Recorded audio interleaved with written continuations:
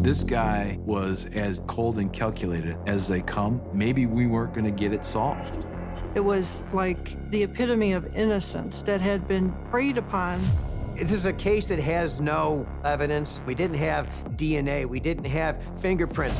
Step inside the court of law with the new true crime podcast, American Justice. We realized we have 4 men who answered the same ad for a job on a farm. My brother Ralph went to interview and he was never seen again. A podcast that explores impactful crimes and reveals how our justice system works. You have to consider that there are more possibilities than one. And sometimes how it doesn't. We have to find whoever this monster is. Go in depth into chilling cases and their conclusions in this new true crime series. You just have a pit in your stomach thinking, how many people are we going to find? New episodes of American Justice are available every Wednesday, wherever you get your podcasts.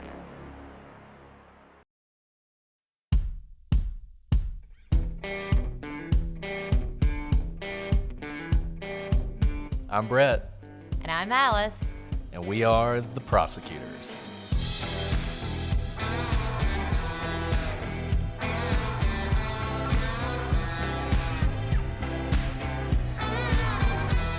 Today on The Prosecutors, quoth the Raven, nevermore.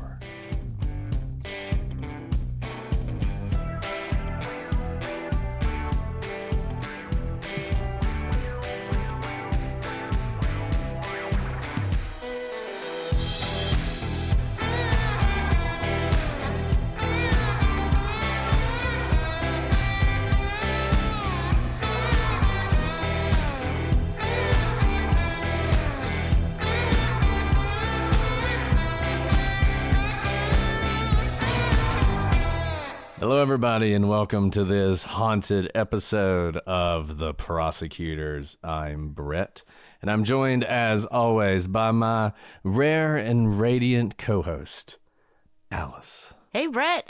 I am not dressed up for Halloween, but I know you have been just dying. Or maybe not dying. Or undying, or perhaps undying for Halloween to get here. I've never seen anyone love Halloween as much as you, and I have a lot of little children. You know, Alice, it's just such a wonderful holiday, and all these cynics out there who are like, Halloween is for children. Nay, I say, Halloween is for everyone, and I enjoy it. You know, last year I was a vampire. I'll probably never live that one down. Today I consider myself something of a 19th century poet, perhaps, with my glass of Amontillado cognac. I wonder who we'll be discussing today, Alice. Do you have any guesses? I don't know. Not a guess. What refined man who had an untimely death shall we discuss today? One of the greatest authors, Americans, humans, to ever live. The father of so much when it comes to horror and the supernatural, poetry, the detective story, really a Renaissance man. Many of you know Edgar Allan Poe, but some of you don't know that perhaps his greatest mystery was his own death. So we're going to talk about that tonight on this Halloween episode of The Prosecutors. So see, here's the thing. You know, you guys complain. Actually, those of you listening don't complain because you guys are the best. But some of you complain, some people complain that October doesn't have enough true crime. But this case is the perfect encapsulation of horror, mystery, and true crime. And we are so excited to bring it to you, and particularly me, I am very excited to bring it to you because Edgar Allan Poe is one of my favorite authors, Alice. And anyone who doesn't like him, I don't know if I can be friends with. It's a good thing that Alice also loves Edgar Allan Poe. Right, Alice? I didn't say I don't love him. I'm saying that he's a bit creepy for my taste. That's all. That's simply it. That's true. Did you know, Alice, they actually named poetry after Edgar Allan Poe? Did you know that? Did they really? No. No. I mean, that sounded great. I walked right into that. I walked really right into that. Man. I was going to make that joke, and then Joe reminded me of it. So thank you, Joe. Well done, because I totally fell for it. But the thing I didn't know, and this is you got to recognize game where game is, right? I did not realize that he was the first American to make his living from being an author. That is actually incredible. Yeah, he didn't make much of one, but he did make a living. And all of that's going to play into, and like most geniuses, he was troubled, and we're going to see that.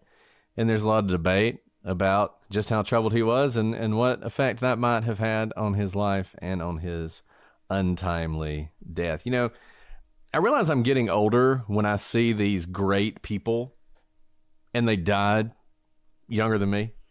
You know, I mean, think about all that Edgar Allan Poe had accomplished at the time of his death. He was 40 when he died. Just think about that. Doesn't that kind of make you feel like you really haven't done anything? Some of us aren't quite there yet, but you're right. Because I think of him as this, like, you know, massive statue of a man. And he did all that before 40, and also he was drunk for a lot of it. He was. I'm sober for a lot of mine, and I haven't done that much. Look, I'm doing my best to follow in his footsteps, okay? I'm doing what I can. But you can only do so much. Well, I think that's enough lead up. Let's talk about Edgar Allan Poe. He truly is, whatever you think of him, whether you like his writing or anything, he is one of the great Americans. He was a literary genius. He was one of the earliest writers of short stories. He was the inventor of the detective fiction genre. His story, The Murders in the Rue Morgue, featured a detective named C. Auguste Dupin. Dupin is analytical, a master of detection, who through subtle observations and a keen ability to analyze seemingly insignificant facts, reaches conclusions that no others would see.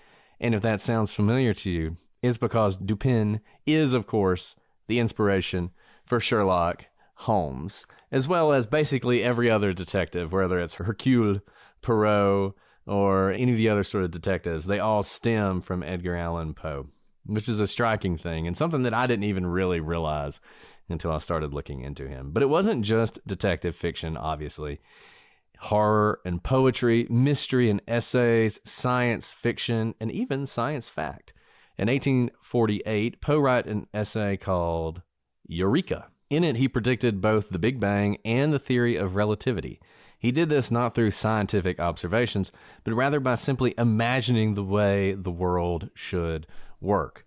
So that's actually incredible, right? Because I was having a discussion yesterday with someone about the arts and the importance of arts, because arts allows, no matter your language, one of the beautiful things about arts, and that's whether it's literature, music, theater, dance, one of the incredible things about arts is it transcends language and it transcends the understanding of the day. So it doesn't actually surprise me that someone as brilliant as Edgar Allan Poe could have foreseen basically the theory of relativity, because the way he writes knew no bounds. He was able to imagine these literary characters and stories in a way that no one was able to see at his time. So in a way, he didn't have the strictures of modern quote unquote science to limit his understanding of what the world could be. And you know what's interesting though about that, the whole theory of relativity and sort of imagining it, is that's the same thing that Einstein did. I mean, obviously there are very detailed mathematical formulas that underpin all of this, but Einstein would talk about how he would sort of sit in a dark room and imagine the universe and how it had to work, and then sort of work out the formulas from the back end.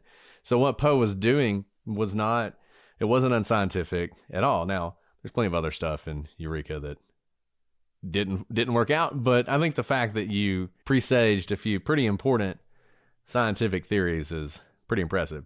He was also a master of cryptography. One cipher he created wasn't solved until 2000, and his writing is credited with inspiring the lead cryptographers working during World War II. And we know that the breaking of the Japanese and German codes saved tens of thousands of lives, and the people who did that talked about how their passion for cryptography was born in reading Edgar Allan Poe stories, including The Gold Bug, which were all about solving ciphers. So just someone with a lot of far-reaching influence, no matter what you're interested in. Absolutely. And given Poe's talent, it's probably not surprising, like we said earlier, that he was the first American to make his living exclusively off writing. I think about all the lawyers, for example, who say, my dream is to stop being a lawyer and become a writer full time. And here, Edgar Allan Poe is truly one of the first American to do so. Doesn't mean he made a lot of money. We know that now. But most of Poe's life was marked by poverty, which probably honestly fed his genius. I think it's one of those things, if you're going to be successful as an artist, it's almost like you have to suffer through it to be able to, you can't be too comfortable to be able to have all this creative thinking. So he was born in Boston in 1809, and his life, it was very dichotomous. It was marked with both a lot of struggle, but also a lot of privilege. And it was because he was born to a struggling actor, David Poe, who was the son of an Irish immigrant, but his father abandoned the family the next year, which is no small thing in the early 1800s. And the year after that, when he was obviously a very young child, his mother died of tuberculosis. Just to put this into historical perspective and present day perspective, tuberculosis killed 1.3 million people last year, not in 1800. And through the 1950s had killed 1 out of every 7 people who'd ever lived.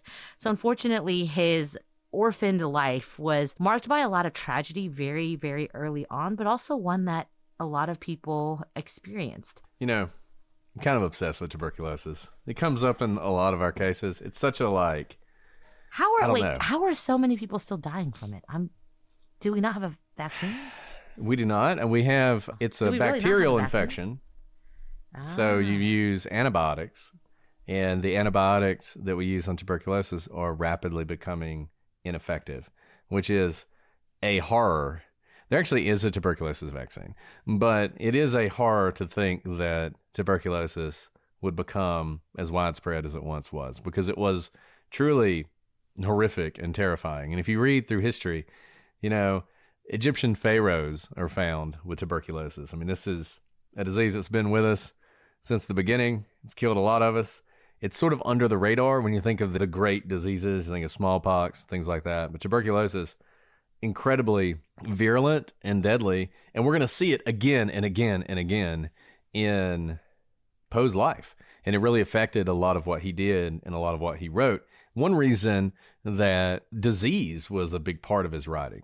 If you've ever read The Mask of the Red Death, he understood sort of the terror that disease can bring. And honestly, for a lot of us, until the pandemic, I don't know that we really had any experience with that, this sort of plague type situation. But it was something that at the time, they were still very much living with, both through tuberculosis and other diseases, including, like I said, smallpox and rabies, which is going to come up later.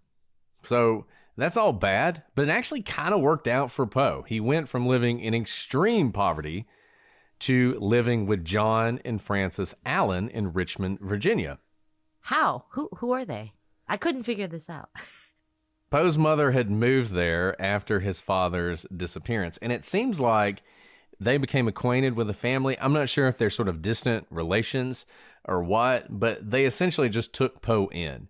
And I think it was one of those things where Poe was already showing a lot of aptitude and ability, and he seemed like this kid who had a lot of potential, and so they were willing to sponsor him.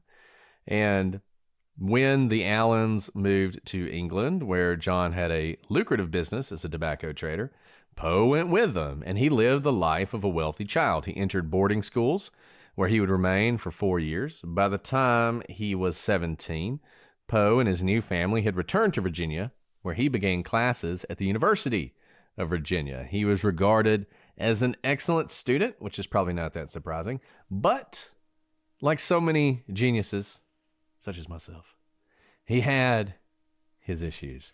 He developed... You have no issues. You never know, Alice. I'm trying to be a more interesting person, okay? He developed a taste for gambling and alcohol in equal measures. And if there's anything that goes well together and never leads to anything bad, it's alcohol and gambling. And the better he got at the drinking, the worse he got at the gambling. So he gets into pretty deep debts, at which point John Allen, he's been bailing him out, but he's like, I am not going to pay your debts anymore. You're going to have to do something about this. At which point, Poe decides to leave school. But things weren't much better at home. It's not like coming back to Richmond cured either the drink or the gambling. So he joined the army. And he is a talented, charmed person because he was actually a really good soldier. Despite his love for the bottle and love for gambling, he was as good of a soldier as he was a student. So good, in fact, that he would receive an appointment to West Point. And he spent a year there. Those of you who know anything about military academies, they're pretty stringent. You got to get up early. You got to make your bed. There's not a lot of room for shenanigans, which Poe may have had a little flair for. And so after just a year there, he asked John Allan to get him out of West Point. Allan says, no, you got to stay. And so Poe takes matters into his own hands, and he figures out how to get kicked out of West Point if his adopted father wasn't going to get him out. Legend has it that he showed up naked to muster, and that did it. That got him kicked out of West Point. So, Coldwater prosecutor, more likely than not, he just stopped going, like showing up for things, and that probably got him kicked out of West Point. But today is Halloween, and we are going to go with the first story. He showed up naked to muster. That's my story, and I'm sticking to it. It's such a better story. And also, based on his personality, he probably would have done it even if he did not do it. He probably didn't even need to be dared to do it. He would have loved to do it and make it fodder for, I don't know, some gambling bet.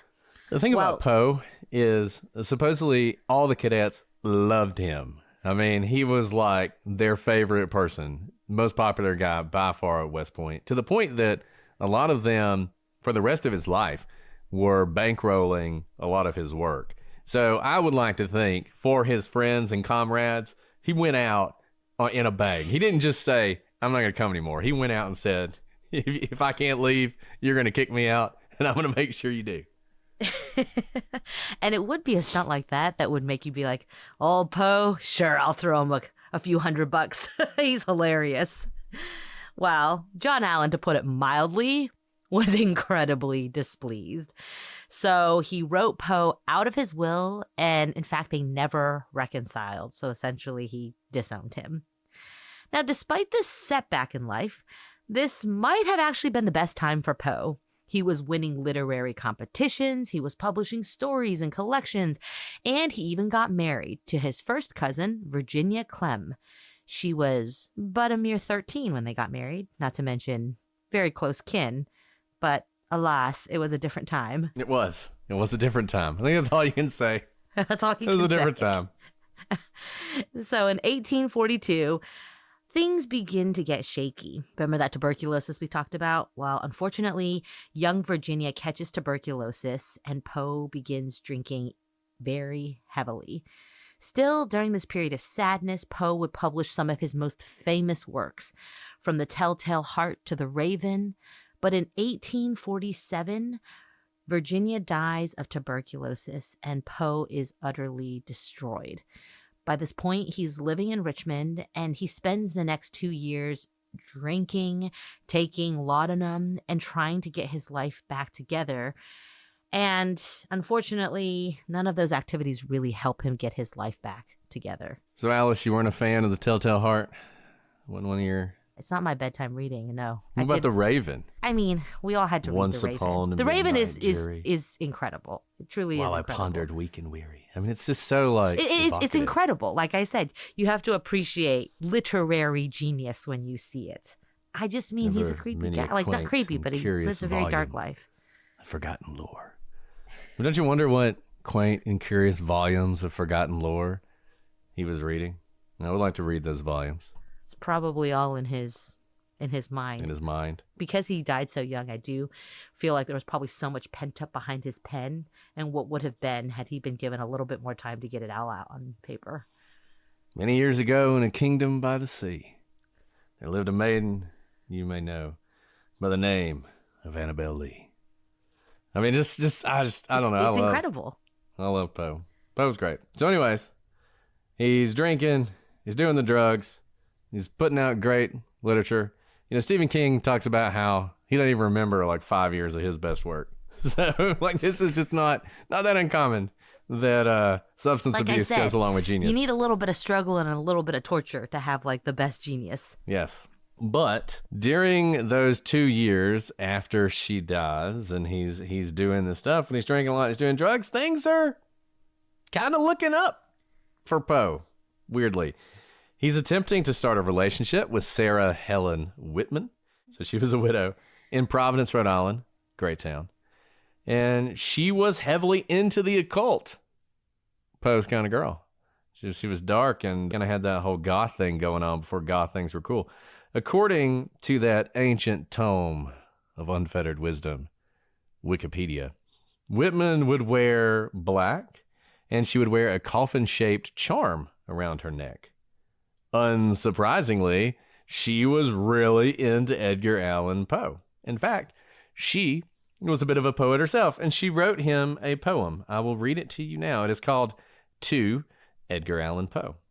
Midst the roaring of machinery and the dismal shriek of steam, while each popinjay and parrot makes the golden age his theme, oft methinks I hear thee croaking, all is but an idle dream, while these warbling guests of summer prate of progress evermore, and by dint of iron foundries would this golden age restore, still methinks I hear thee croaking, hoarsely croaking, nevermore.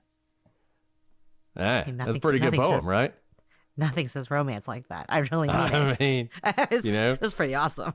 So she writes him a poem, and what does he do?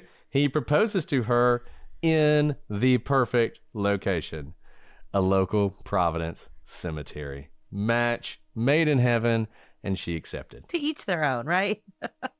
That's all I gotta say. Truly to each their own. I mean, he really read the situation. She had a coffin around her neck at all times, so it really was the perfect location for them. And they sound like they're perfectly matched.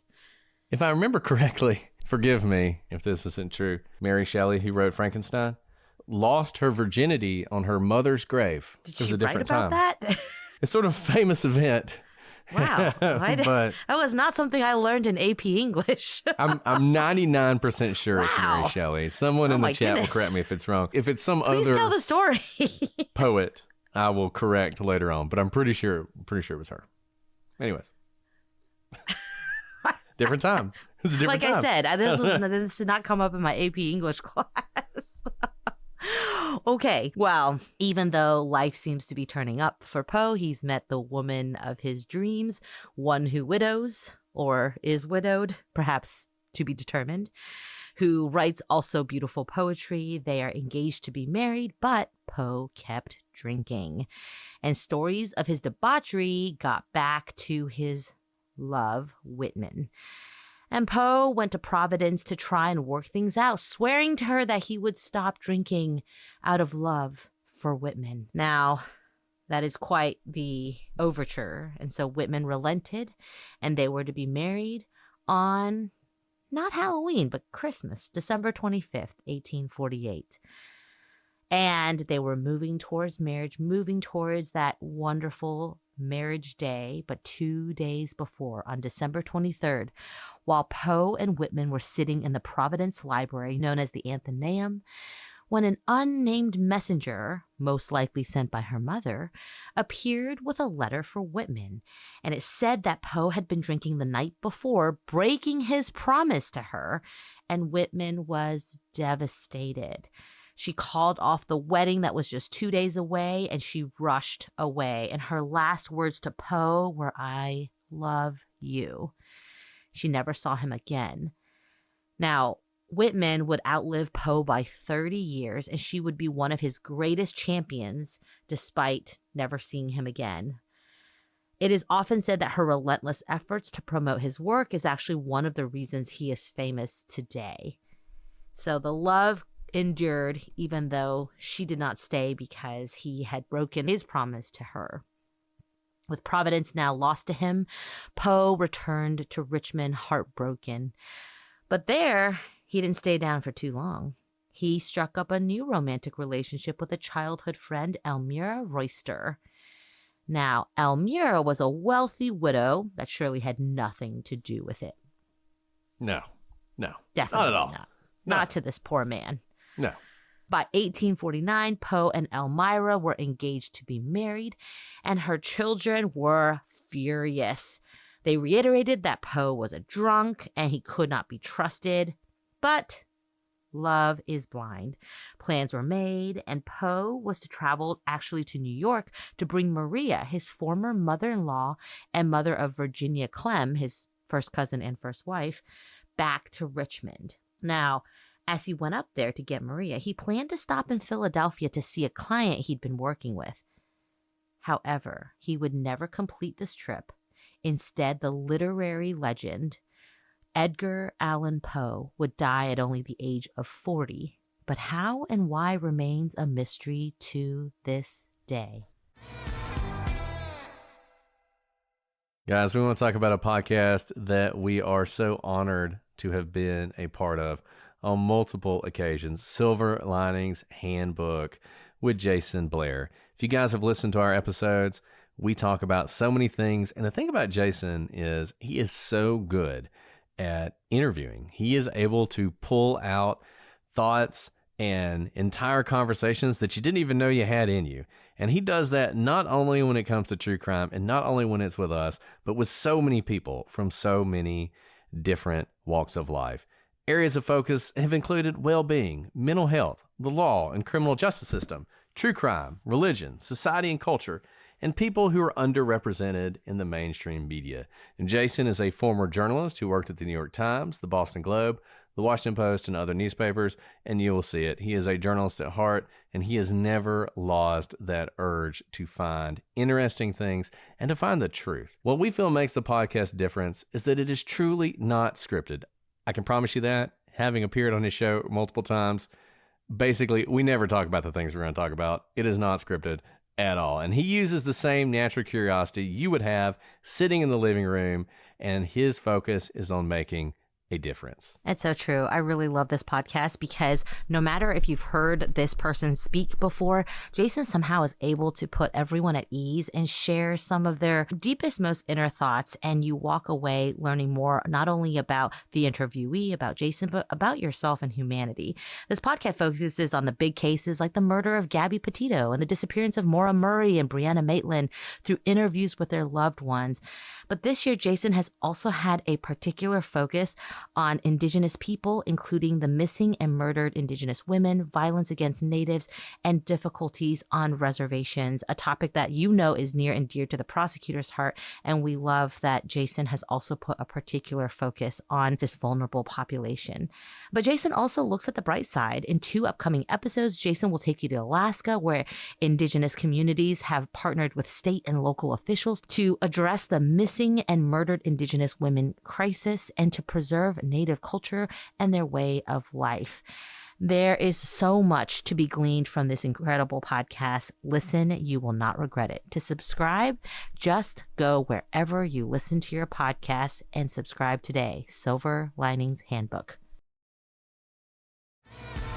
So let's get into the mystery. And this is fascinating because you would think someone like Edgar Allan Poe dying would be something that would create a lot of official records that you could trust. That is not the case. I will tell you, I spent a lot of time reading really old books about Edgar Allan Poe. Edgar Allan Poe, when he died, it was like Elvis dying.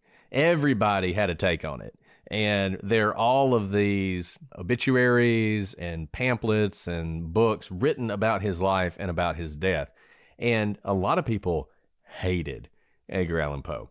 He was famous for a lot of the stuff he produced, but the way he made his money was as much as an editor and a critic as anyone else. And Poe spared no lashes. I mean, if he didn't like what you wrote, he would go after you. And he was willing to go after pretty much anybody.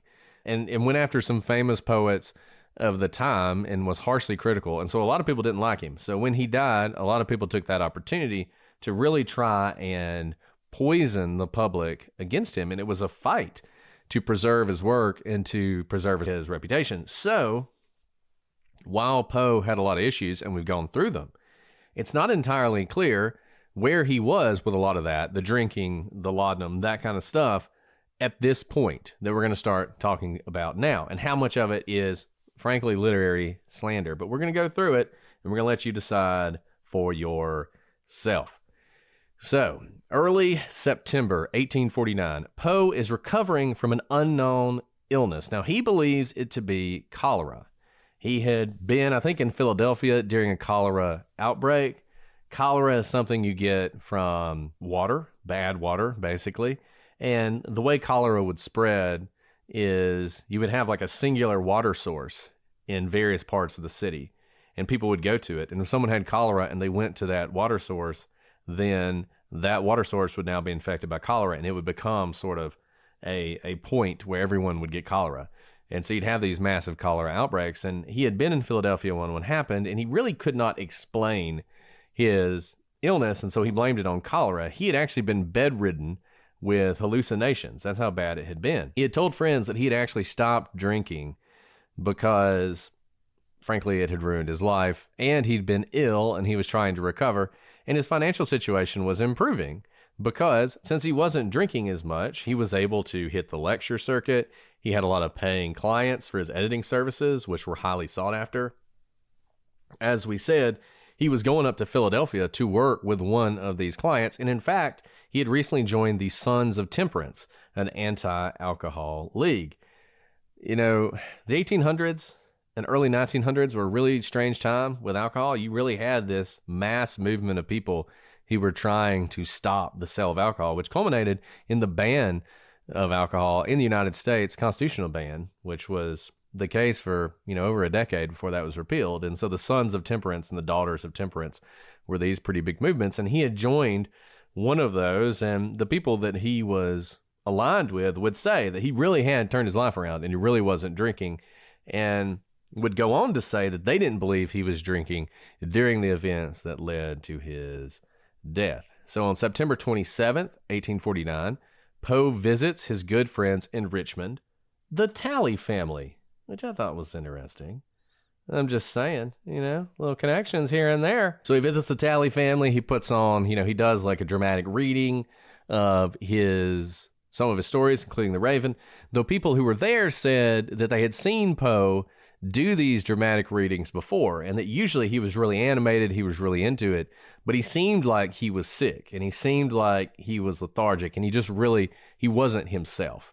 But he did it, he did the best he could, but everybody kind of felt like he seemed sick. So he sets out for Richmond, Virginia, aboard a ferry on a trip that will take him to Philadelphia and then to New York. And so basically, he's in Richmond, on the outskirts of Richmond. He goes into Richmond to get on this ferry, and the ferry's going to take him first to Baltimore, then he's going to go to Philadelphia, then he's going to go to New York.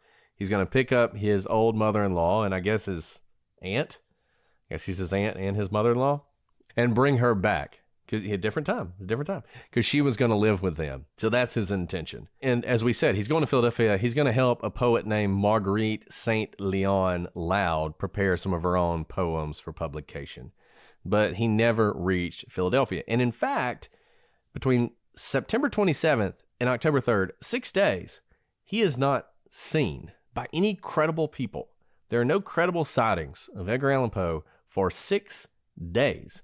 And what happened in those 6 days, no one knows, though we can say that Poe would have arrived in Baltimore no later than September 29th. So the ferry from Richmond to Baltimore basically would have been 2 nights. He would have left on the 27th, stayed on the ferry, sailed all day, stayed on the ferry, and then reached Baltimore. But what exactly happened to him at that point, we don't know. And by all accounts, I know we've kind of detailed his life of quite a bit of debauchery, a lot of fun, but it really does seem like in this last month of his life, things are different in his life. He has a paying client. He is getting married again to a very wealthy person. And he is he's getting so settled, in fact, that he's going to get his aunt/mother-in-law from his first marriage to bring her down and be her keeper, I assume. Could take care of her so she can have a stable life. These are all positive things. And then he disappears. But on October 3rd, a printer named Joseph W. Walker stops at Gunner's Hall on the 900 block of East Lombard Street and enters Ryan's Tavern, a place that served as both a pub and a polling place for a Baltimore election being held that day. That sounds like a good polling place. Yeah, you want to get people, your low propensity voters, go to the bar. It's true. We're not talking politics here. Election day is around the corner, but I think if we need a voter turnout, if we just had a bunch of bars serving up ballots and beers. Ballots and beer, I love it. Ballots and beers, maybe we'd have better turnout. But whatever it is, Joseph Walker walks into Ryan's Tavern and he is stunned. There, standing before him, was the famous Edgar Allan Poe, surrounded by strangers and apparently delirious. Walker immediately found a page and wrote a quick note which he sent to Joseph E. Snodgrass, a publisher and editor known to be a friend of Poe. By the way, this is like the definition of a good Samaritan, because it sounds like Poe was surrounded by a lot of people, and I think it's not like Joseph Walker knew who Edgar Allan Poe was. I think he was in such a state that it seemed apparent to anyone that he was not okay. So he writes this note, and the note read, "Dear Sir, there is a gentleman, rather the worse for wear, at Ryan's 4th Ward polls, who goes under the cognomen of Edgar A. Poe, and who appears in great distress. And he says he is acquainted with you, and I assure you he is in need of immediate assistance. Yours in haste, Joseph W. Walker." So essentially, he's trying to figure out who to reach out to. No one has IDs. You can't pull out someone's phone and call like most frequent contacts. He was just trying to find someone to help this man who seemed in a state of delirium. Yeah, and Walker would tragically drown a couple years after this in, I think, Baltimore Harbor. But yeah, at the time, he's a printer. He recognizes Edgar Allan Poe, and he immediately acts. And they just don't write notes like this anymore. I feel like if I sent somebody a text message, "Hey, your buddy's drunk, come get him," I probably wouldn't write something so beautiful. But even this note, he just dashes out. It's something. So he sends the note, and Snodgrass, he receives it and he hurries to the pub. When he sees Poe, he immediately declared that he was in, quote, "a state of beastly intoxication." Now Snodgrass, he's going to write about this afterwards as well. Snodgrass becomes like a leading temperance movement guy, and he uses Poe is an argument for temperance and for banning alcohol, for making alcohol illegal. So a lot of people don't actually trust what he's saying because they think he's sort of like developed this whole story as a, look at what this did to Edgar Allan Poe, we should ban alcohol. But nevertheless, this is what he says, whether you can trust him or not. Snodgrass would say that Poe was repulsive, with unkempt and unwashed hair and vacant eyes. Even more strangely, the normally impeccably dressed Poe was wearing clothes that were not only filthy, but did not fit him. These clothes were later described as a stained, faded, old bombazine coat, who knows what that means, pantaloons of a similar character, a pair of worn-out shoes run down at the heels, and an old straw hat. And both the coat and the shirt and the pants he was wearing were essentially made of very poor fabric. And they were rough. I mean, they were almost sackcloth is how they were described. They didn't fit Poe, and they were not his clothes. It was obvious that he was wearing someone else's clothes, and the clothes he would normally wear, which would be very fashionable, were gone. Now, Snodgrass was not the only person to arrive at the pub. Poe's uncle, Henry Herring, also had heard that Poe was at the pub, and he arrives. And there's a brief discussion about what to do with Poe. Someone suggested just getting him a room at the pub, but this was quickly abandoned as Poe was in a really bad state, and it was obvious to everybody that whatever was wrong with him, it was more than just drunkenness. He was having some sort of medical event. They suggested, "Hey, you're his uncle. Why don't you take him home?" Herring declined to do that because during previous visits, Poe had, as he would later say, abused his hospitality with such profane rants against his household that he could not bring him under his roof again. Basically, my wife will divorce me if I bring Poe back to my house. So he didn't want to do that. So what they decided to do was take Poe to a nearby hospital that was considered one of the best hospitals around, particularly one that was adept at dealing with people who were having issues with alcohol, Washington College Hospital, which would later become part of Johns Hopkins Hospital. So that's where they're going to take him in the hopes that he will recover. So I think you can see this is not just a normal state of drunkenness. Something more is happening. And indeed, for the next 4 days, Poe drifted in and out of consciousness and coherence. Dr. John Moran cared for Poe, and it was he that spent most of the time with him. Moran later reported that Poe would, quote, converse with spectral and imaginary objects on the wall. His face was pale and his whole person drenched with perspiration. Not only have we lost the art of literary writing, we've lost the art of speaking. Like, his words are poetic even. And sometimes Poe would call out a name, Reynolds. During another, Poe was asked about his friends, and he said if he had any friends, they would put a bullet in his brain. And sometimes, in this delirious state, he spoke to his long-dead wife and cousin, Virginia. On October 7th, 1849, just before dawn, Poe was said to say, "Lord, help my poor soul," before passing away.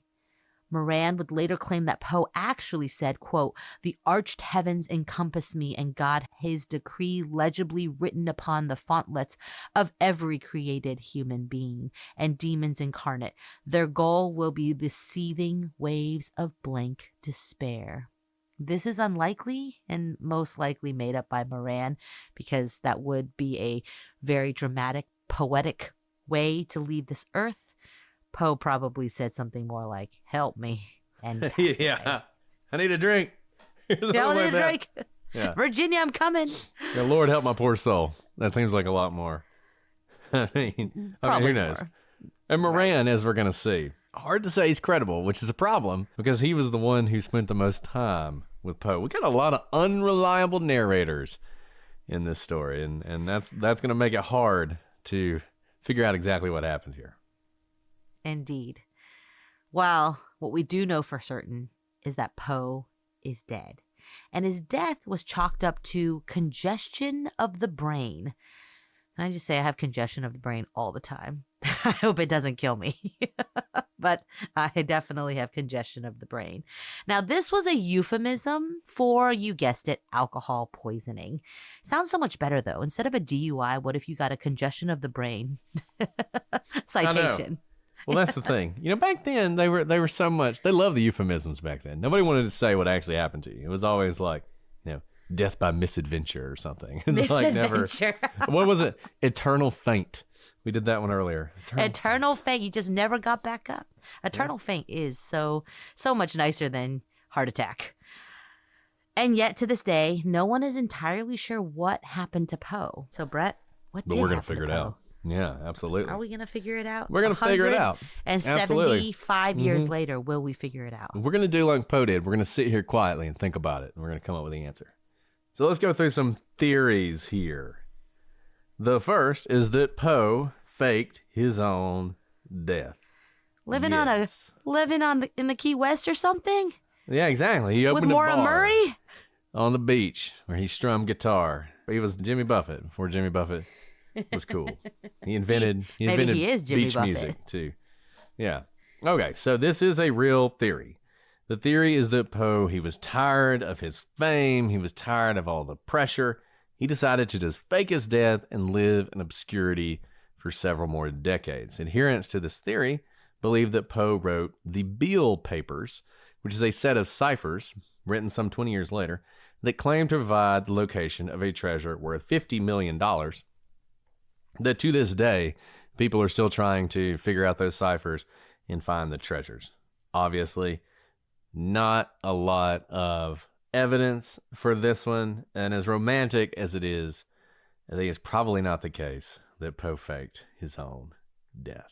So let's talk about what we'll call the Occam's razor answer to what happened, which is something we've talked about a lot up to this point, and that is alcohol poisoning. This is the written cause of his death, and it was immediately thereafter the universal view at the time that this is what killed Poe. The story went around that Poe maybe ran into some friends from West Point. So he's getting off the boat and he sees some of his old buddies at West Point. And as we said, he's super popular with these folks. They all loved him. And he was like, hey, let's go have a drink. Yeah, I joined the temperance union, but this, you know how it is. I mean, I've done like dry January before, or I'll do the keto where I'm like giving up the carbs, whatever. And then like a friend will come into town and I'm like, okay, I'll make an exception. Let's go get a beer and some ice cream, right? Or whatever. So you could imagine, same thing for Poe. He's been trying to give up the alcohol, but he sees some buddies. He's like, okay, fine, I'll have one drink. One thing leads to another, and he goes on a spree, and the rest is history. But there are problems with this theory. As I said earlier, it was spread mostly by people who hated Poe. In fact, many of the obituaries, the writings immediately after his death, were done by people who very much despised him. This included a man named Rufus Wilmot Griswold, who sounds like he should be in like a Harry Potter book as one of the bad guys. Now, he was a poet in his own right, but nobody knows his poetry anymore. He is now known almost exclusively as the man who slandered Edgar Allan Poe. You must have really hated him. Like, your obituary is when you get out all your angst about someone you hate. Well, it's funny because, during his life, Poe had savaged him, but had some sort of grudging respect for him and actually had named him, and this was one of the problems, he named him his literary executor. In fact, he named him his literary executor right before he left on this trip. I mean, if you didn't know better, you'd almost say maybe Griswold murdered him. Because what is a literary executive? Like, you have the right to edit and publish his works after he died. Yeah, basically complete control over his works, which was a problem for a while since he hated Poe. And this was one of the things that the lady from Providence fought against was him. But it became very obvious very quickly that he hated him. And so people started listening less and less to him. But initially, this was the going theory. Can I ask you about alcohol poisoning? I know this is undercutting the theory, but so I understand alcohol poisoning, but doesn't it usually, does it usually set off a mental delirious episode for multiple days? I thought alcohol poisoning happened at the time because you metabolize the alcohol. So as it's being processed through your body can't absorb all of it. And it's not something that lasts for a long time. So that's a great question. I think what you would have to assume is this is not, I think you're right. I think if this were ordinary alcohol poisoning, that he would have died that day and you wouldn't have had this long-term thing. However, you have to remember, this is the early 1800s, and he is drinking supposedly in a very shady part of town. And at this time, the adulteration of alcohol was a huge problem. You saying he got a touch of the fentanyl? I mean, basically, yeah, right. At the time. I'm serious. And that it was laced with something?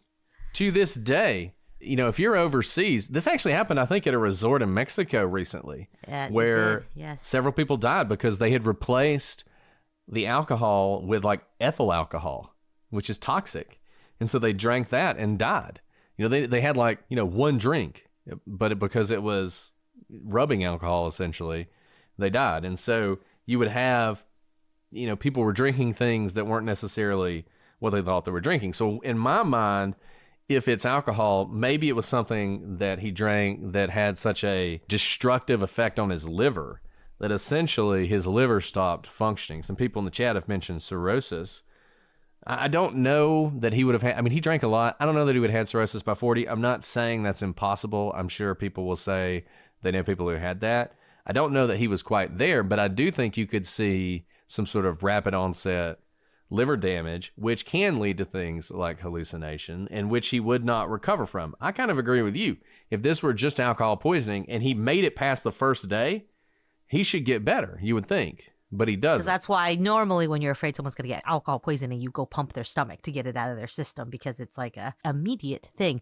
Unlike if it were laced with another drug, one of the dangers of fentanyl or meth is that it could trigger a mental breakdown, right? That lasts longer than the effects of the actual substance in your body. So it's possible. Whatever it is, it's probably more than just the alcohol. Well, either way, so there's this rumor spread by people like Griswold that he met these folks, but no one ever came forward and said, oh yeah, I saw Poe as he was getting off the boat and we had some drinks. That never happened. So if these friends existed, they never turned up. Then there's his clothes. Now, Poe had been on some benders before, but he never ended up in someone else's clothing. Now, true, it's possible that he got drunk and was mugged. That could have happened, and we're going to talk about sort of a variation on that in a second. But the problem with that is there's also the time factor. Where was Edgar Allan Poe for 6 days? This is a complete mystery. No one has ever reported in any credible way seeing him. You know, there was another rumor that said he tried to visit someone who lived in Baltimore and they weren't home. Okay. That doesn't really tell you anything either. So take us back to 1849. I know you said that him dying was like Elvis dying, but like, did everyone know what he looked like? Would it have been a situation where you saw him on the street and you would have been like, it's Edgar Allan Poe? Is that how well known he was? So Poe was incredibly famous in Baltimore. He was incredibly well known. You know, this random printer who just walks into the bar and sees him immediately recognizes him. He was a striking figure. You ever seen an image of him? I mean, he is a weird looking dude. Like you would have noticed Edgar Allan Poe. Like if you knew him, you would have recognized him. Now, would everyone have recognized him? No. Is it feasible that he could go 6 days without seeing anyone who recognized him? I don't know. It seems unusual that that would be the case. So, I don't know. Like, I think this is one of those things where it's just very strange that this much time could pass. And imagine if he's going from bar to bar, like if he's bar hopping. I mean, imagine he spends 6 days drinking. You'd think there'd be other people who would see Poe in this tavern or that tavern having a drink who would come forward after he died, which, as we said, imagine if someone of his stature died today. Everybody who was within a mile of him would have a story to tell about how, like, you know, I was down there, you know, when that happened. You know what I mean? You just don't see that. You don't see people writing letters to the editor of the newspaper to say, you know, I saw Poe and I knew he was really putting it on. Like, that just didn't happen. And that seems strange. And one other thought I had about the clothes, like I can see kind of two ways that would have happened that was not a mugging. One is we know he previously had a gambling problem, that maybe even if he wasn't drinking, something occurred, right? Whether it was substance or mental. But maybe he somehow like lost his clothes in gambling and like had to trade clothes, or like picked up whatever sackcloths were on the side of the road or a church gave out, or that he reached his current state at some point. And we know that when those states hit, a lot of times, I don't know why this is, but people like get naked. They like take off all their clothes because of sensory issues or whatever. We see this in some of our true crime cases, right? We see a pile of clothes left behind and the person is like gone. That he has been in this state for maybe 6 days or 4 days, however many days. Maybe not on the boat, because I would think a ferry is an enclosed space that if he started acting that way, someone would have noticed and reported it. So I think it was really in those, after he got off the boat, something happened and he maybe even just rid himself of his clothes, and maybe some church or some charity gave him whatever was in the lost and found bin, essentially. And that's how he ended up in those clothes. But it leads me to believe that he probably had been in this state for most of those 6 days. And one thing I think is interesting is we talked about this a little bit when we went through the timeline. Poe had already started to suffer the effects of whatever this was before he left. Yeah, I mean, obviously not the drinking, but something was wrong with him.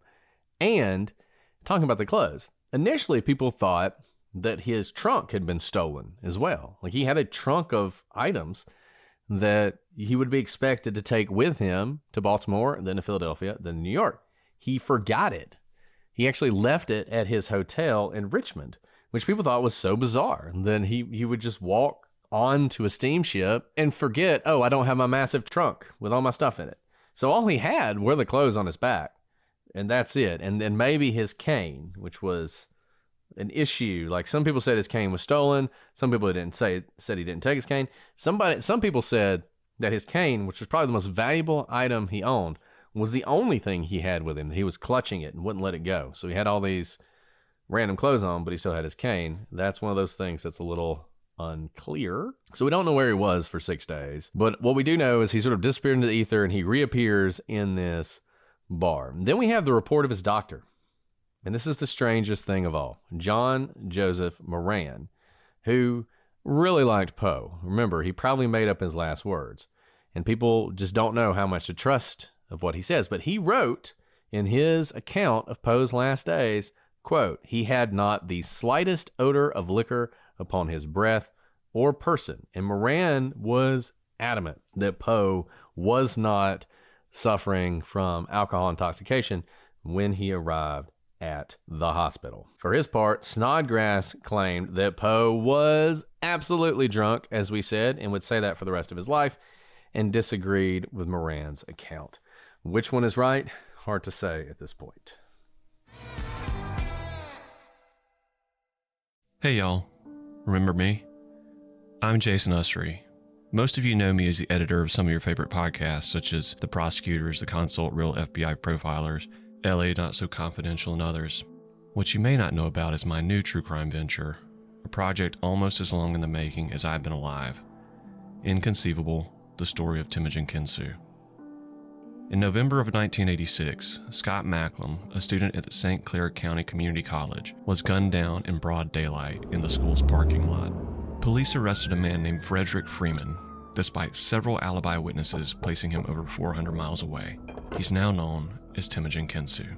What unfolded in the coming months and nearly the last 40 years is absolutely inconceivable and denies both Scott and Temujin justice. In true crime, we talk about making things right. With your help, we have a chance to do that now. With your help, we will not only free Temujin, but unlock a mystery that finally grants Scott the peace he so rightly deserves. Join us on this journey. Visit Inconceivable, the story of Temujin Kinsu on Facebook and become part of a real-time quest for justice. Inconceivable, the story of Temujin Kinsu. Podcast will be coming soon, right where you're listening now.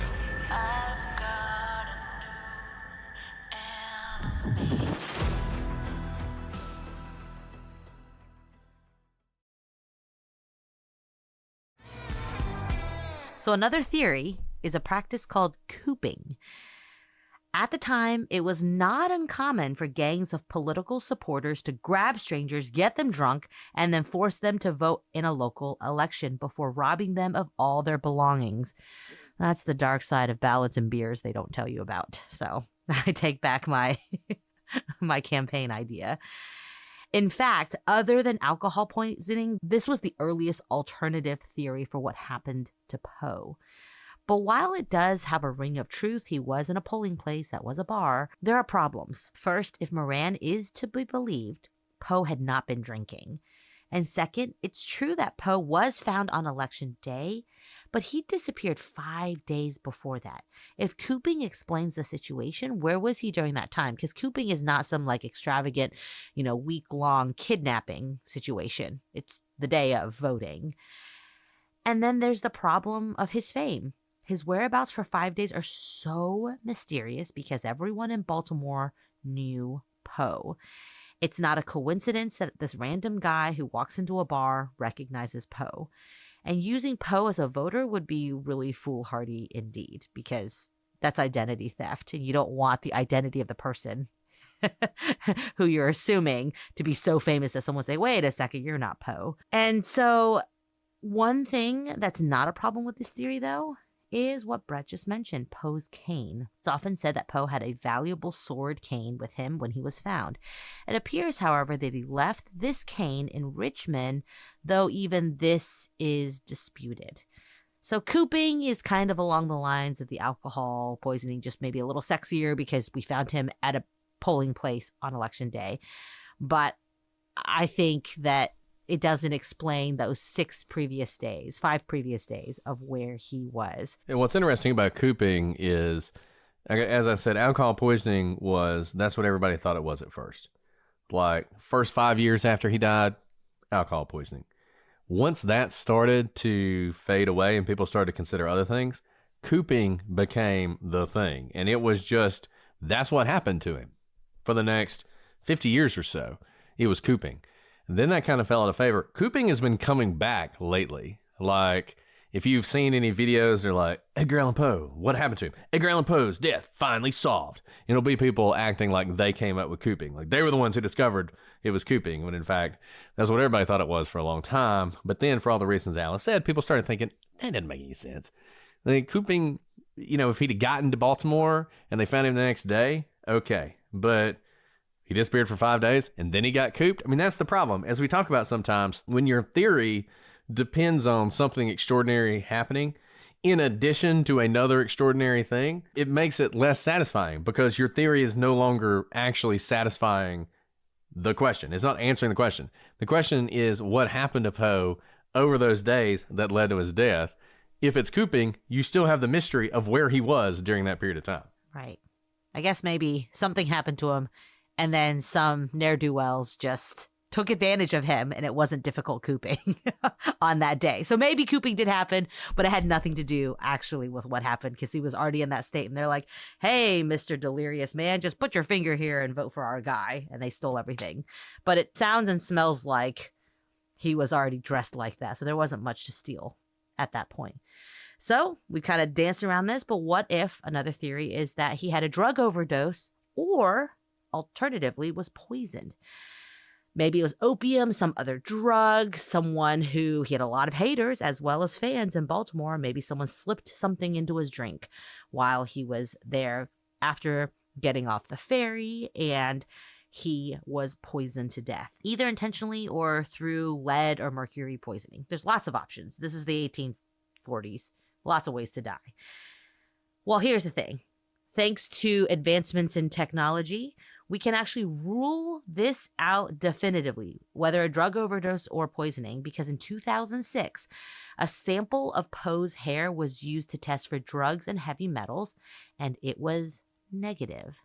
So I don't think that is what happened there. Okay, let's talk about my favorite theory that I find unlikely, but nevertheless is my favorite theory. Rabies.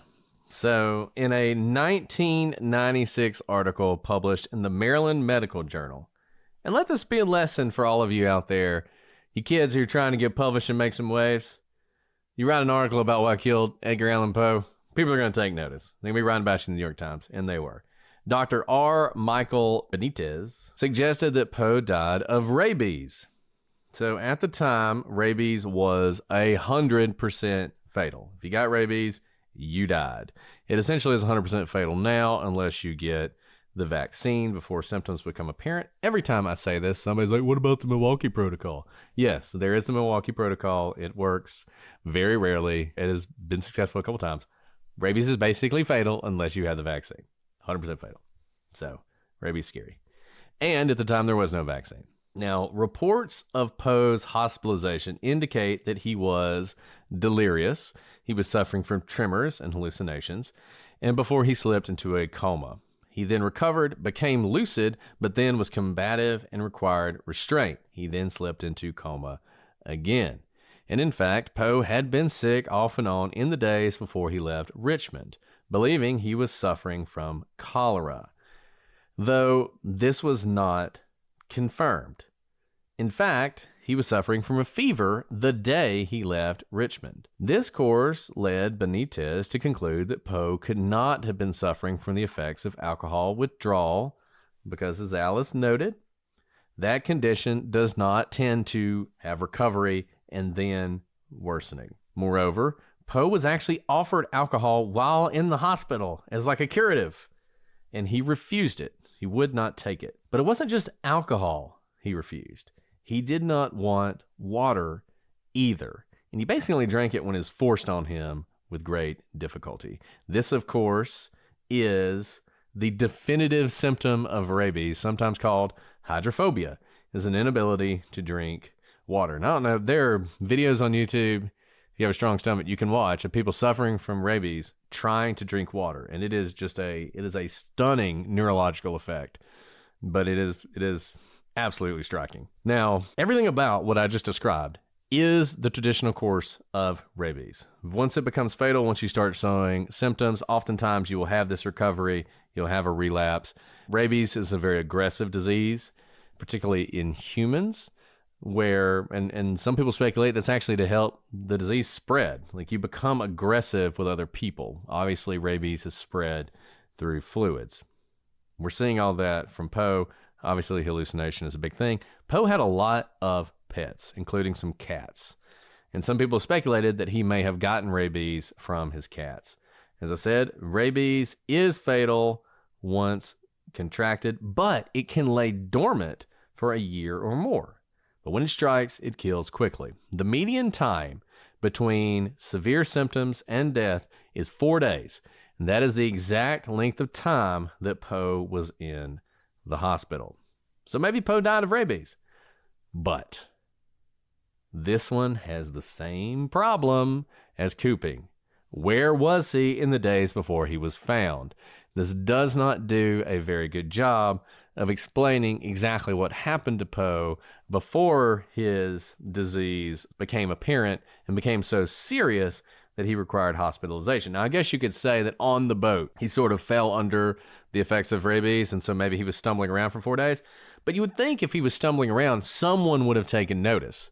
Even if they didn't know who Poe was, they would have said, there's this guy like trying to bite people on the street. That seems like a problem. We should arrest him. We should send him to a hospital. We should do something. None of that seemed to happen. So while the rabies theory is a good one, I don't know that we can say anything definitive about it. Now, I would be interested to know whether it's possible to test for that. As Alice noted, we have tested Poe's hair to see whether or not he suffered from drugs and heavy metals. Obviously, rabies is not in your hair. In fact, usually you have to test the brain to find it. It's been 150 years. I don't know how much we have left of brain or other material we might be able to test. But this is one of those theories that may be a good theory, but it's impossible to say whether or not it is accurate. I think it's really compelling because even though the onset of like the really bad symptoms that led to his death was the 4 days in the hospital, he'd been having hallucinations on and off all throughout the month of September.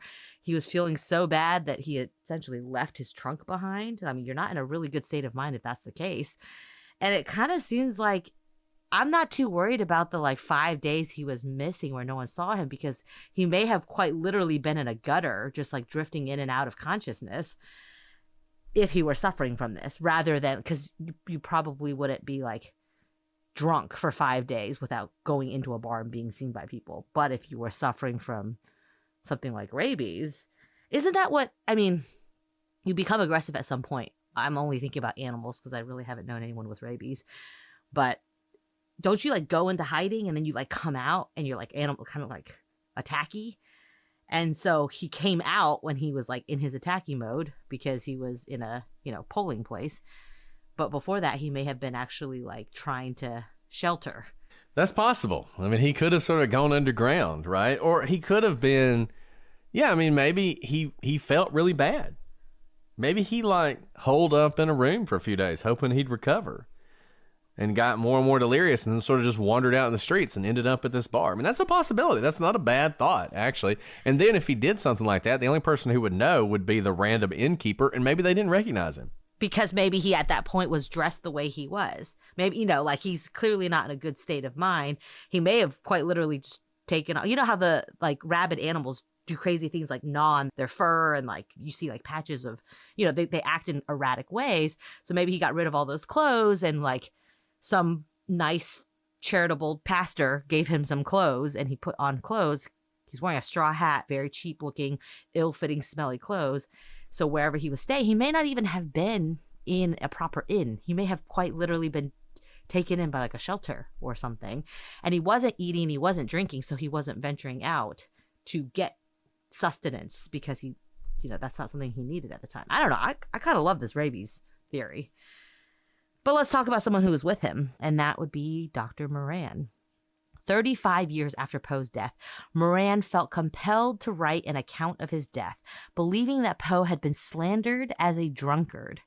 Now, citing to the defense of Poe by Sarah Whitman, remember the lovely Lady Whitman who said, "I love you," and ran away and did not marry him, Moran wanted to set the record straight about what had happened to the great poet.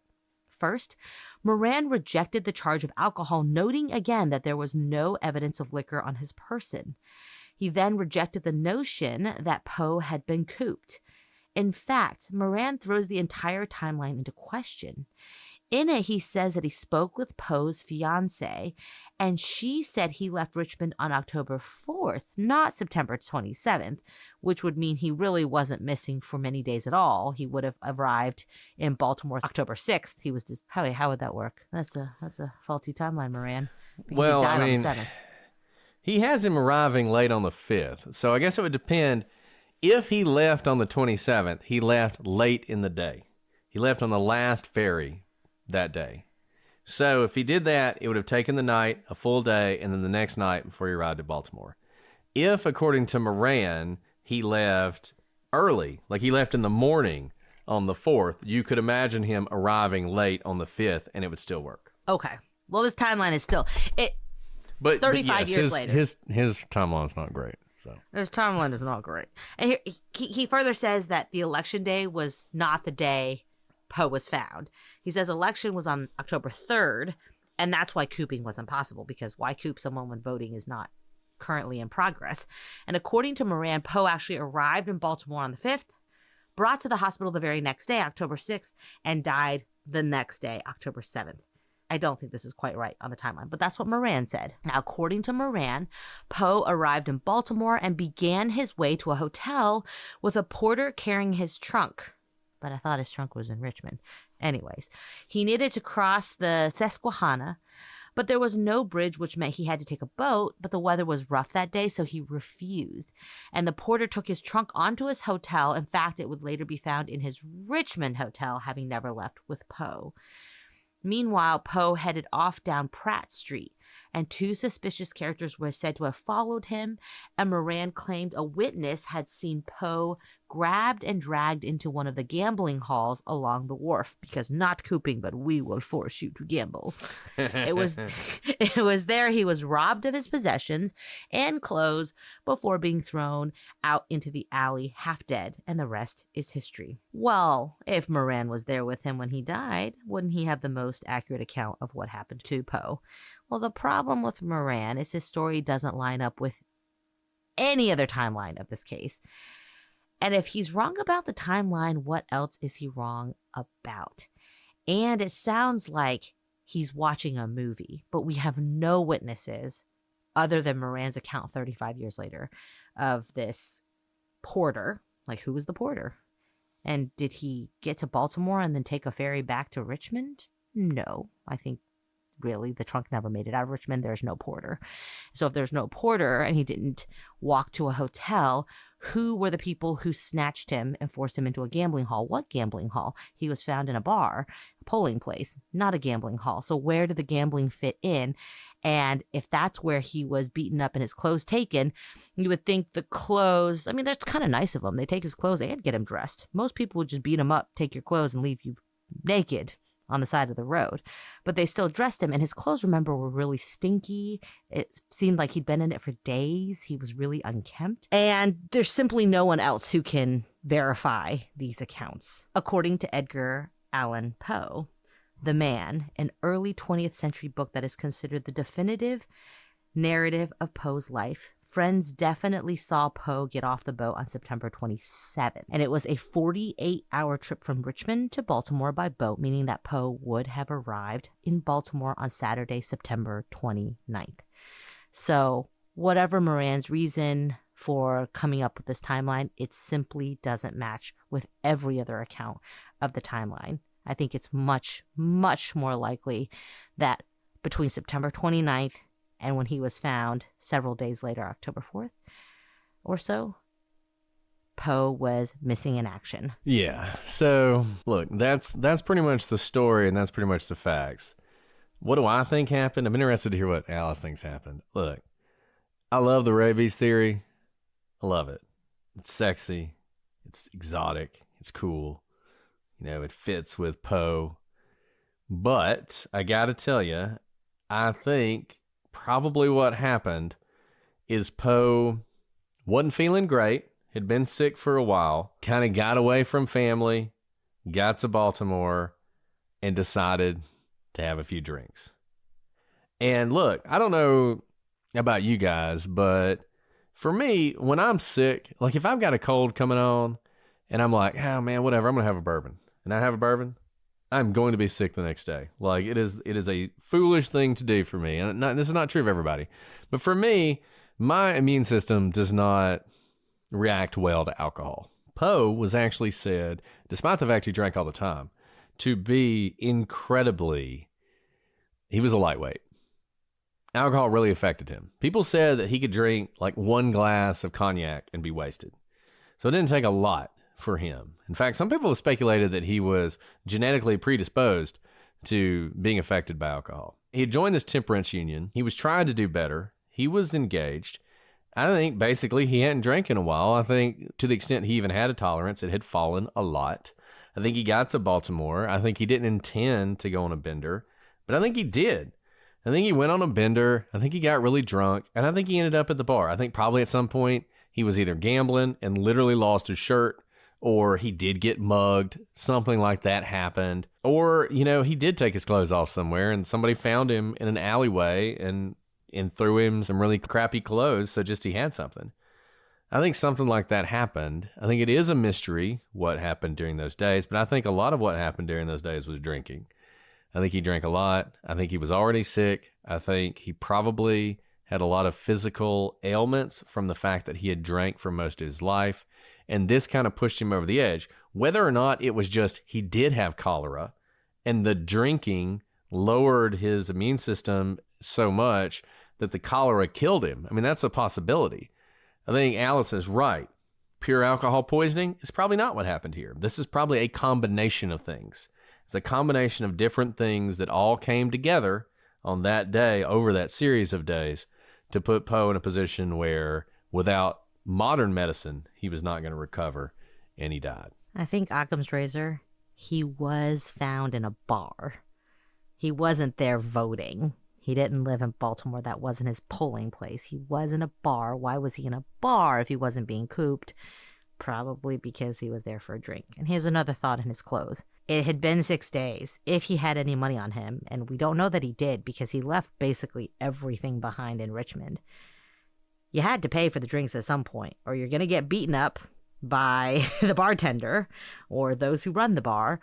And at some point, they may have stripped him of his clothes, or he literally sold his clothes to pay for more alcohol, and in exchange picked up clothes on the side of the road to put on.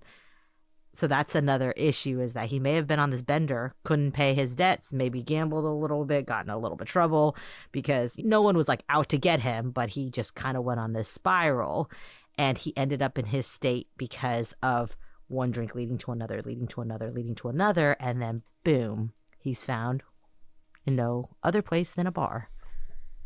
And look, I mean, there were a lot of people, and this happens a lot. I mean, you see this. We all know hero dies, a movie star, an actor, a literary legend. A lot of times, looking back on their lives, we like to downplay the negatives, right? We like to focus on the positives. We don't like to talk about the thing that led to their death, particularly if it's a substance abuse issue. We like to sort of forget about that. And there were a lot of people, from his fiancée to his family to his literary heirs, the people who loved him, who really wanted to push back on this alcohol thing. And I think Moran, from the moment Poe came to his care, was completely starstruck. And he was a pliable accomplice to rewriting this story into something where Poe is not he's not to blame. And you have to put yourself back into the mindset in the 1800s.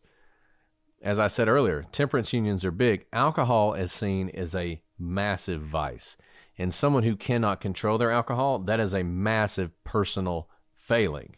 We don't look at that at the time. We're not looking at this as some sort of disease or anything like that. It is a personal failing. It is a black mark on you as a person. And I think there was so much pressure to push back on that for Poe that what really was pretty straightforward became a mystery. We sort of created the mystery on the back end to try and cover up for what was happening with Poe. So as much as I would like it to be something like rabies, I think probably, one of One of mankind's oldest vices is what ended up getting Poe. It's something he struggled with his whole life. It's not surprising that he struggled with it at the end of his life as well. Sorry, it's a downer of an ending, but I think that's probably most likely what happened. Yeah, you know, as we often say, it does no honor to Poe to lie about his life or to lie about what happened to him. So, and we could be wrong. And look, if new evidence comes out, I'd be happy to reconsider. But I don't think it takes away from Poe's legacy if he died the way he lived, frankly. I hope you guys enjoyed that story. I mean, this once again brings yet another October to an end. Our favorite season, my favorite season. I can't know if I can say our. We enjoy this so much, enjoy these stories so much with you guys.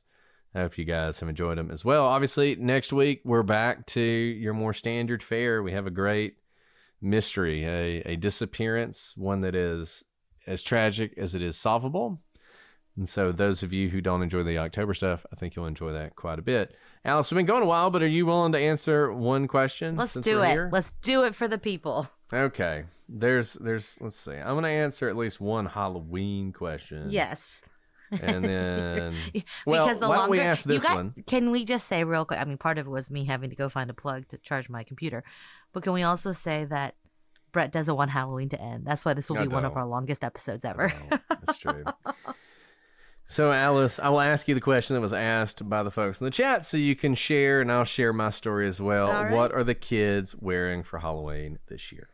Yes. Okay. So I wish I was one of those amazing parents who could get my kids to be less independent-minded and go along with a family costume. Never had such luck. No matter how old my kids are, they want their own costumes, and I let them. So the oldest is specifically a baryonyx. A lot of you may be thinking, what's a baryonyx? Great question. It is a dinosaur that ate fish exclusively, I believe. May have been a scavenger as well. Now, you may be thinking, I've never heard of that. You would be among all the people who make costumes and sell them as well. So I love it. He didn't want to be a T-Rex. I was like, you want to be a pterodactyl? You want to be a Spinosaurus, a Triceratops? And he's like, I was very clear. I want to be a baryonyx.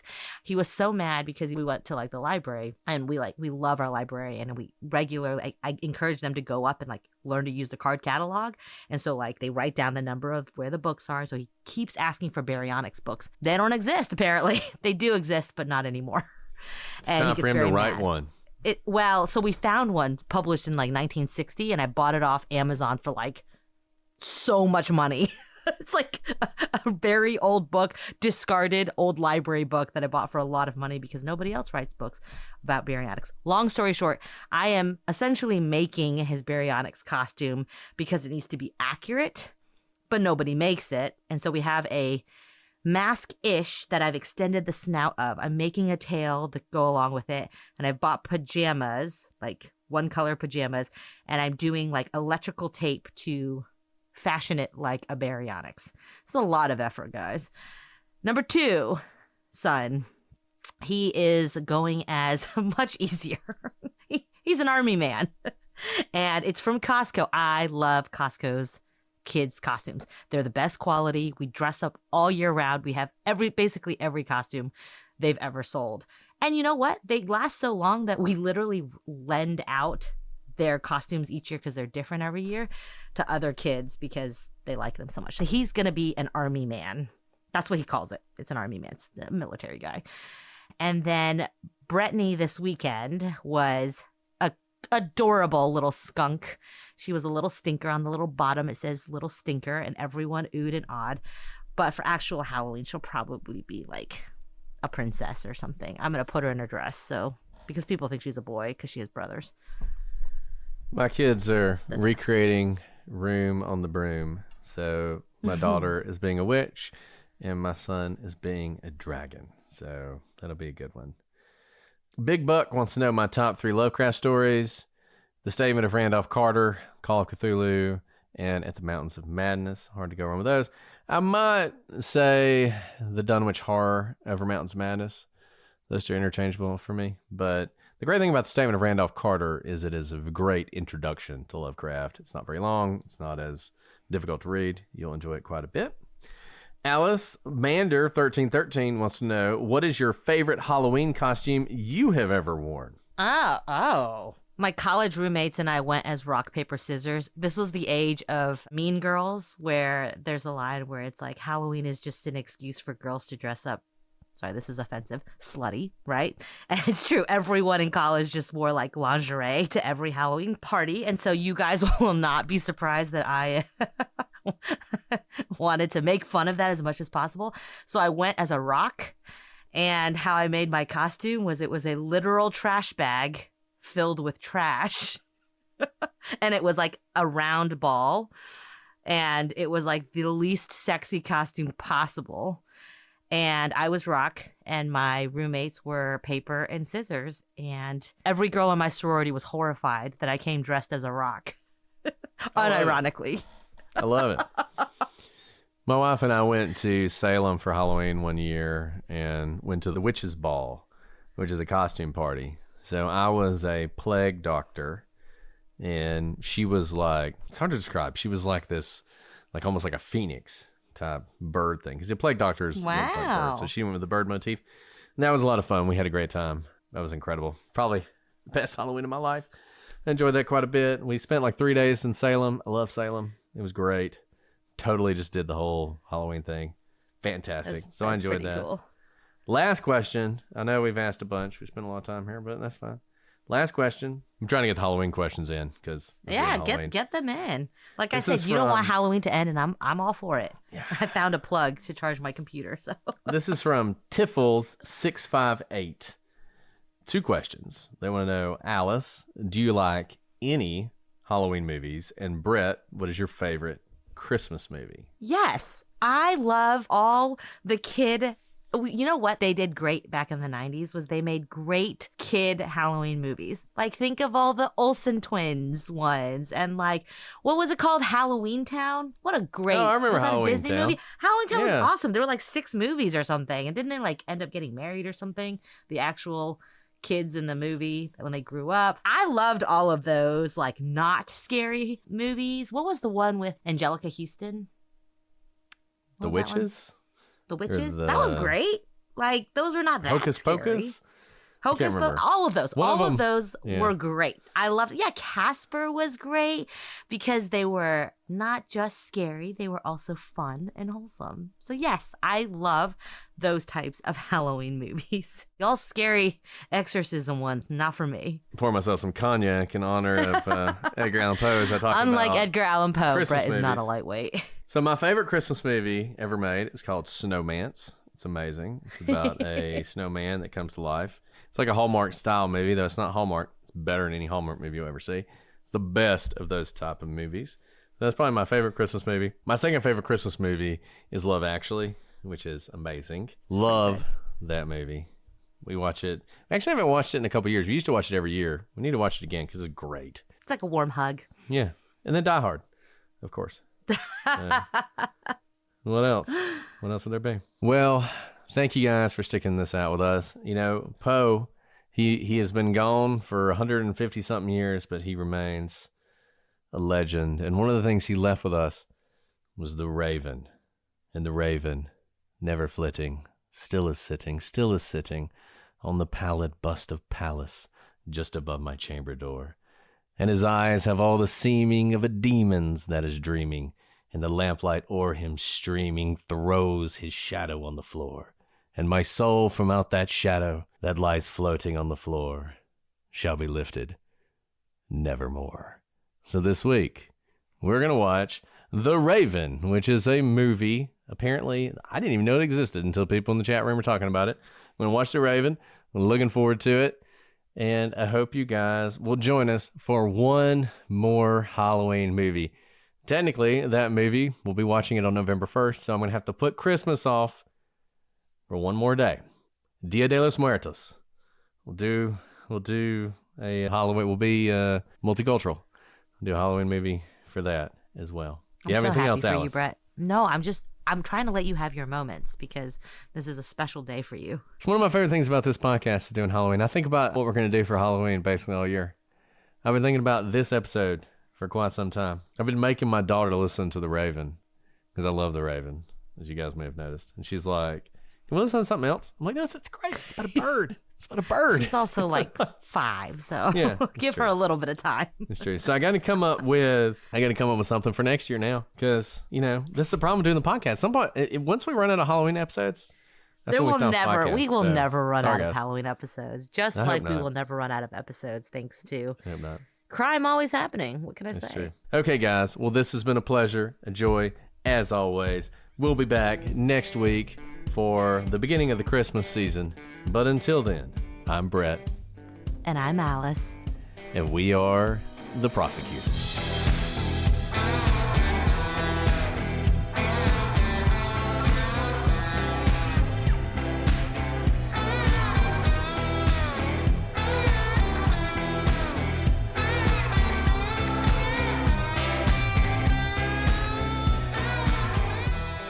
These headphones are killing me. I may have to see what I can figure out. Is it the headphones or the top hat? Well, it's really the top hat, but I don't know if the top hat will fit over the headphones. Okay, can or I not. just say the difference between you and me? You think Edgar Allan Poe top hat. I see your top hat, and all I can think in my head is one singular sensation. Every little step she takes. Anybody else? Yeah. What did the frog sing? Did he sing that? The frog and the That's Hanna-Barbera chorus commercials? line from Frog.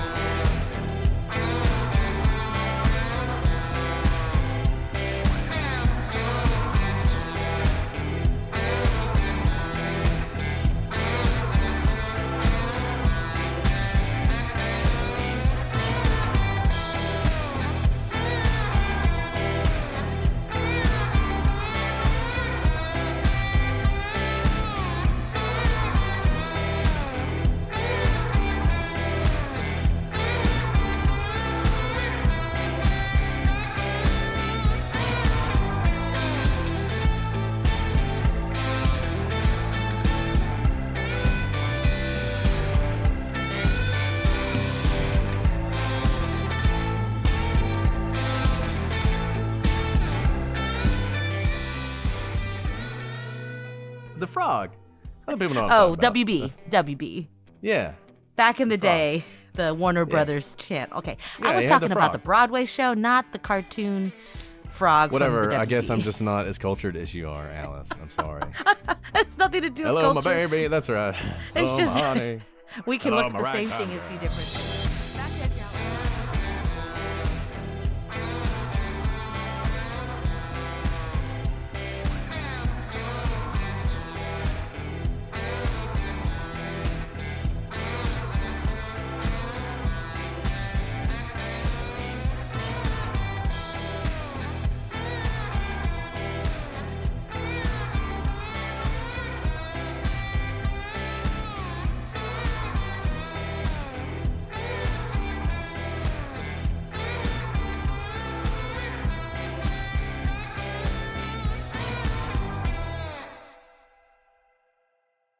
Pluto TV is a place for movie fans, like me. And TV fans, like me. They've got something for everyone, and it's free. I love free, and I love Jersey Shore. For me, it's The Godfather. SpongeBob SquarePants, I am Patrick. Patrick is me. Oh, Forrest Gump, come on. Criminal Minds, solving crime after bedtime. Whatever you love to watch, Pluto TV makes it easy with thousands of free movies and shows. Pluto TV, stream now, pay never.